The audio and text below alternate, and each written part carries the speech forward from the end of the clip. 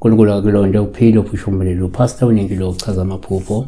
Siyabonga kubantu abalandela ichannel uNkulunkulu akanilonde nibusise niphile niphumelele. Ama-member uNkulunkulu anivakashile ngaso sonke isikhathi enqolobaleni zenu ningasweli lutho kwande kuphindaphindwe niqhubeke nizokuhle nakwabanye abantu.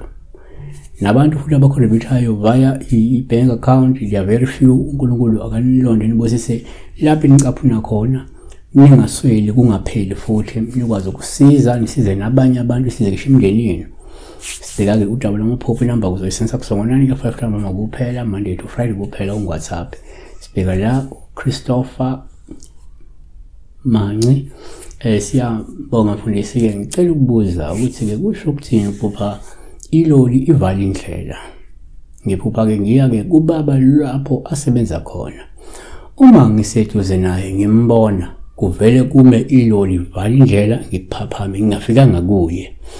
So kuzofana ngenzeka komunye uphupha uye emsebenzini kuvale iloli egcine ngayanga emsebenzini, omunye ngenzeka uya edrobheni kuvale iloli.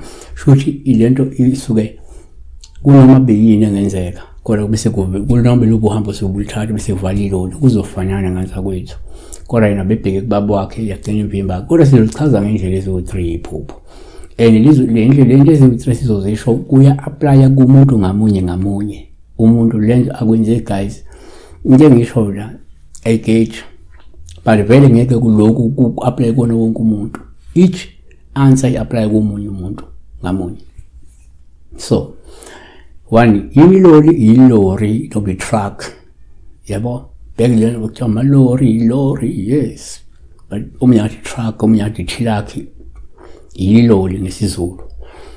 One, ngokujwayelekile amaphupha-ke iloli kungaba uphawu, ngaba olubi uma likuvimba, ngoba lokhu kusho ukuthi empeleni kungenzeka uzohlangabezana nezithiyo, ihibe, omunye ngathi ingqinamba noma ama-challenges azobe se ephazamisa evimbe ekuvimbe wena ungakwazi ukufeza lezi nhlelo nezifiso zakho. So kuvamile ukuthi umuntu uma azobhekana nalezi kuloko asuke ebhizi ekusebenzela phela kwakho, lokho asuke kuhlelile, uma kuzoba nehibe ezomphazamisa abone nje imoto yemaphambi kwakhe egcine ingahambanga. So kuyokho futhi-ke whatever that you were working noma you were pursuing izophazamiseka, izodelaya.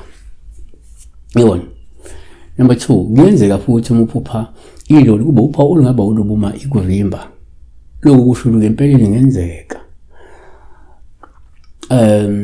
ukhona umuntu ngaba omkhulu okukanye omdala futhi omhloniphayo ozokuvimba noma kunqabela ukuthi uwenze futhi ufeze ngempumelelo lokhu okuhlelile.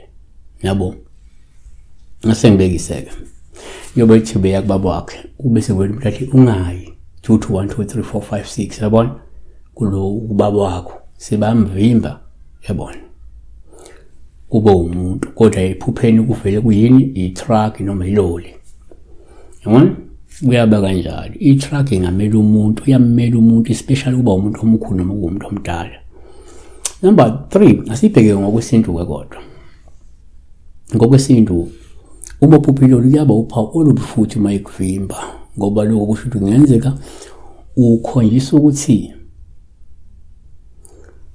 kunekhehla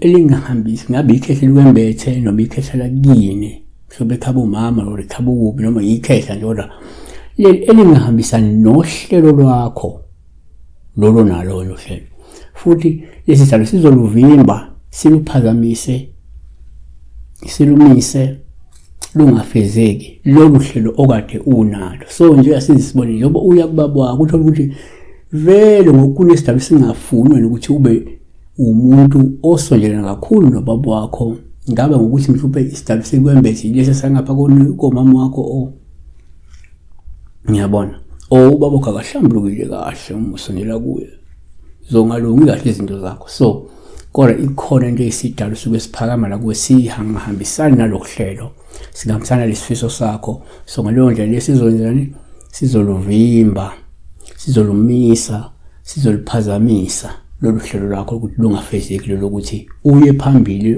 ukwazi ukulifeza ngempumelelo lohlelo noma lesifiso sakho yabo. Sewakakhulu besibheka la uphupha ke uthi uyahamba nje qhamuka i-truck ifike imendleleni lakho ugcina ungakwazanga ukuya ngayo. Siyabonga.